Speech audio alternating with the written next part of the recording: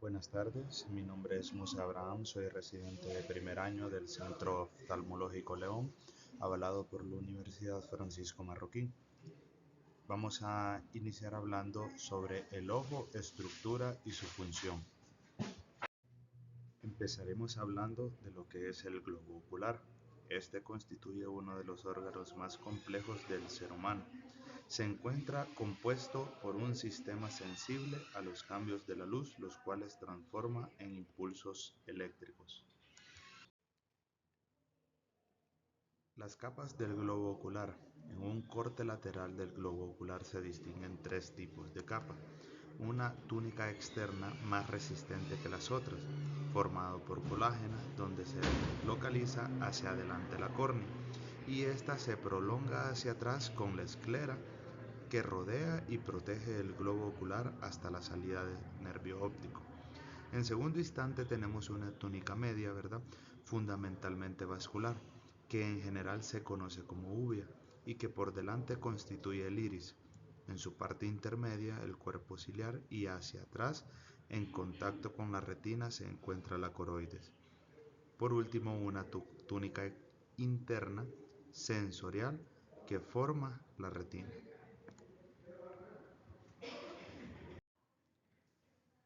En la siguiente imagen podemos observar lo que es el globo ocular con sus diferentes estructuras: córnea, cámara anterior, cristalino, iris, nervio óptico, retina, coroides, esclera y el humor vítreo. Hablando del globo ocular, este mide entre 25 y 26 milímetros de diámetro antero-posterior y unos 23 milímetros aproximadamente de diámetro transverso. Su tamaño global es de unos 2.5 centímetros de diámetro y posee una estructura formada principalmente por tres capas: externa, intermedia e interna, las cuales son de diferentes naturalezas. Dispone de los denominados anexos oculares, es decir, párpados, cejas, glándulas lagrimales, pestañas y músculos intrínsecos. Hablando de los anexos oculares, en primera instancia tendremos las cejas. Se encuentran unos 2 centímetros aproximadamente por encima del ojo. Las cejas cumplen su función protectora debido a que su ubicación justo encima del ojo y su posición de vellos desvía el sudor, agua o cualquier líquido que pueda fluir por el rostro y afectar o irritar los ojos. Además, también protegen del polvo u otras partículas que puedan causar cualquier tipo de daño. En cuanto a las pestañas, se encuentran implantadas en los denominados folículos pilosos del borde libre palpebral. Su función es más compleja que la que realizan las cejas. Poseen una gran sensibilidad proveniente de la concentración de terminales nerviosos que se encuentran en la raíz, los cuales son sensibles al más mínimo estímulo, lo que provoca de inmediato como acto reflejo el cierre palpebral. De igual manera cumplen la función de atenuación luminosa. Los párpados se encuentran compuestos por la piel, tejido muscular, el tarso y la conjuntiva, además de numerosas glándulas, vasos sanguíneos, linfáticos y nervios. Los párpados cierran en forma de cremallera. Este mecanismo les permite empujar la película lagrimal hacia el borde interno, haciendo llegar la lágrima al punto lagrimal, lo cual facilita la evacuación de la lágrima. En el párpado superior, el cual se le denomina surco palpebral superior, también conocido como línea de belleza, y bajo la piel de los párpados se encuentra el denominado músculo orbicular. La glándula lagrimal está ubicada en la parte superior externa de la órbita. El tendón del músculo que permite el movimiento de elevación del párpado divide la glándula lagrimal en dos partes: la inferior o palpebral y la superior u orbitaria. El nervio receptor de la sensibilidad de la glándula se conoce como nervio lagrimal. Este se encuentra enraizado al nervio oftálmico, el cual se desprende del nervio trigémino. La glándula lagrimal constituye una parte secretora y una excretora. La función secretora la realizan las glándulas lagrimales principal, así como las glándulas accesorias. Además de que la lágrima constituye nuestro primer medio refractivo, también posee capas, las cuales son muy importantes. Por ejemplo, la capa más superficial, que es la lipídica, favorece la lubricación de los párpados y retrasa la evaporación de la capa acuosa. La intermedia, que es la capa acuosa, posee nutrientes, oxígenos y anticuerpos. Lubrica el contacto de la córnea con el párpado y limpia la suciedad. En última instancia tenemos la capa mucosa, que hace que la capa acuosa se mantenga en la superficie del ojo. Aquí podemos ver un cuadro resumen de los anexos oculares en cuanto a la composición y función de cada anexo.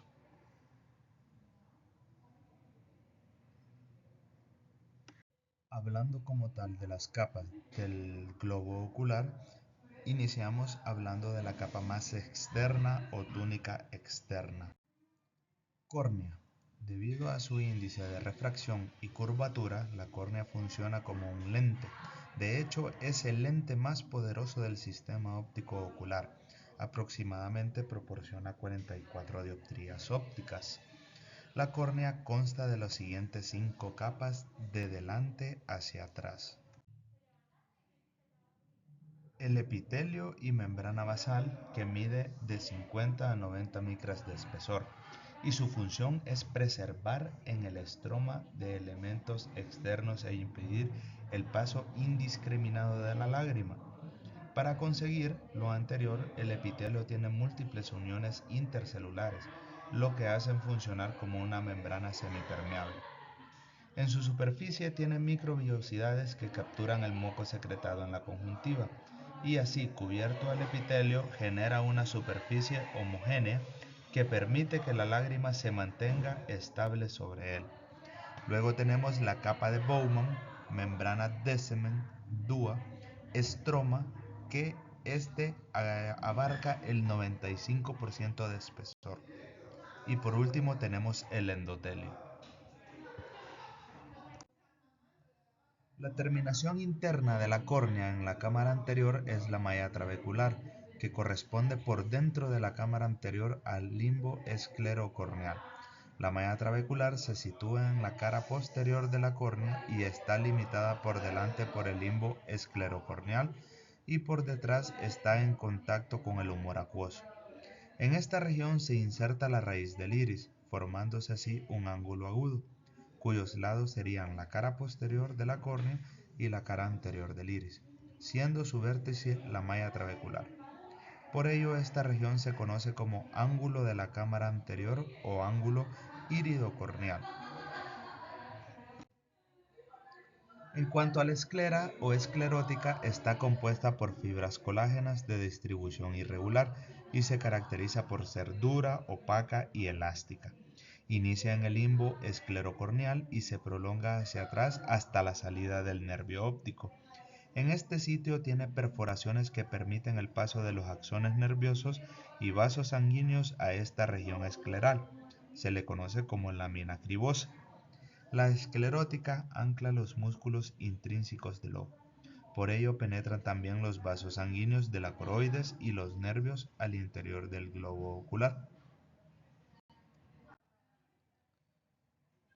Luego, la segunda capa del globo ocular tenemos a la túnica media, donde se encuentra la coroides. Esta es una capa vascular y pigmentaria.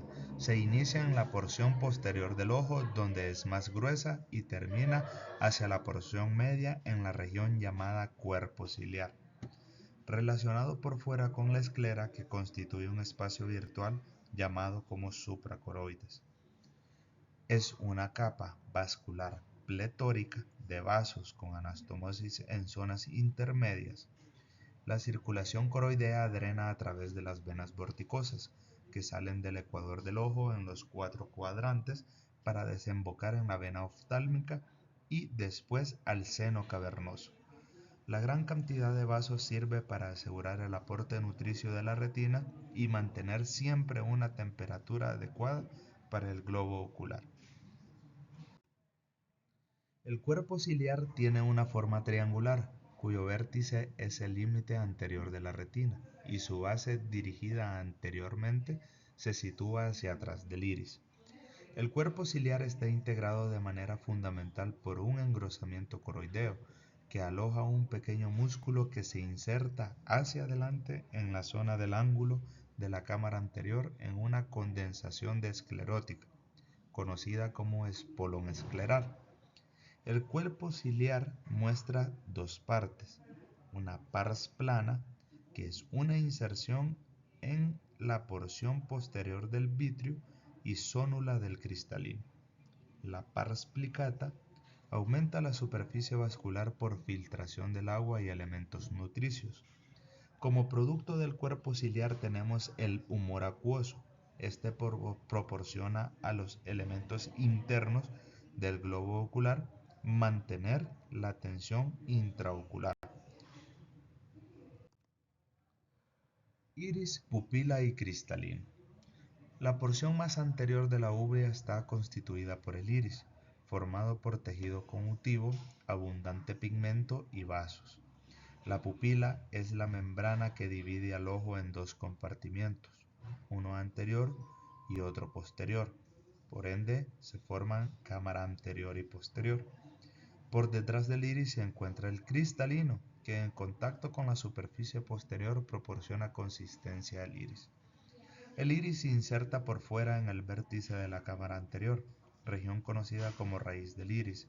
Es una inserción débil que en los traumatismos tiende a romperse y a sangrar. Por último tenemos la túnica interna, donde podemos encontrar la retina. La túnica interna o retina es una capa que abarca toda la parte interna del globo ocular. Hacia adelante se prolonga sobre el cuerpo ciliar en forma de epitelio no pigmentario. La función de la retina sensorial es de recoger, elaborar y transmitir sensaciones visuales. Se encuentra en contacto con la coroides, por fuera, y por dentro con el vitrio. Hacia el polo posterior se localiza la mácula, que es una región ovalada de 5 milímetros de diámetro. En ella se localiza la fóvea, una región de 1.5 milímetros, donde la retina es más gruesa por tener mayor número de células ganglionares. Las capas retinianas se adelgazan hacia la periferia en la llamada hora serrata. Histológicamente, la retina se constituye por epitelio pigmentario, fotorreceptores, células bipolares, horizontales, amácrinas y ganglionares. El epitelio pigmentario está en contacto con la membrana de Bruch y esta a su vez con la membrana coriocapilar. El epitelio pigmentario es la capa más profunda de la retina y tiene una relación íntima con los conos y bastones. Es una capa que comprende células hexagonales con abundantes gránulos de pigmento. Los fotorreceptores se hallan inmersos en ella y su función es la de absorber radiación lumínica, regular el medio extracelular y coadyuvar en la regeneración de pigmento visual. Capas internas de la retina. Tenemos a los axones, células ganglionares, plexiforme interna, granulosa interna, células bipolares, plexiforme externa, granulosa externa, conos y bastones, epitelio pigmentario y membrana de Bruch. El contenido del globo ocular, una vez analizadas las copos del globo ocular, córnea y esclera, coroides, cuerpo ciliar e iris y retina, queda por estudiar el contenido del mismo. Por su mejor entendimiento debe dividirse en tres áreas: cámara anterior, que comprende el espacio entre la córnea y el iris; cámara posterior, un espacio reducido entre la cara posterior del iris y la cara anterior del vitrio; y la cámara vítrea, que comprende el espacio entre la cara posterior del cristalino y la retina. La cámara anterior, esta es un espacio lleno de humor acuoso, producto de la actividad secretora del cuerpo ciliar. Mide de 3 a 4 milímetros en su porción central, en el eje de la pupila, y tiende a estrecharse hacia la periferia dando forma a un ángulo agudo. En el vértice está el mecanismo de filtración del humor acuoso, la malla trabecular, el conducto de Schlemm y los túbulos colectores. La cámara anterior tiende a ser más amplia en los pacientes miopes, debido a su eje axial, y a mayor y más estrecha en los sujetos hipermétropes, por la razón contraria. Por ello, en este último grupo, el ángulo de la cámara anterior se puede estrechar aún más con el crecimiento del cristalino y, por último, ocluir la malla trabecular, produciendo una de las formas de glaucoma. La cámara posterior, esta se comunica con la cámara anterior a través de la pupila y por ella fluye el humor acuoso producido en el cuerpo ciliar. La cámara posterior está ocupada por humor acuoso y por el cristalino. Hablando del cristalino, ocupa la mayor parte de la cámara posterior y está suspendido por unos pequeños ligamentos llamados zónulas de zinc. Por su transparencia y capacidad de modificar sus curvaturas, constituye un elemento importante de la visión. Existe una cápsula anterior y una posterior en la que la principal función es servir de soja de fijación a la zónula e impedir el paso indiscriminado de agua, partículas proteicas al interior del cristalino. Zónula y cristalino, fibras elásticas parten de la pars plicata y se insertan en la porción ecuatorial del cristalino. La contracción o relajación de las fibras origina el fenómeno llamado acomodación, que es una de las funciones más importantes del cristalino. La cámara vítrea ocupa 2/3 partes del contenido ocular, desde la cara posterior del cristalino hasta la retina, ora serrata y pars plana. El contenido de la cámara vítrea es el humor vítreo, un gel con un volumen cercano a 4 ml, transparente y contiene agua en un 98%.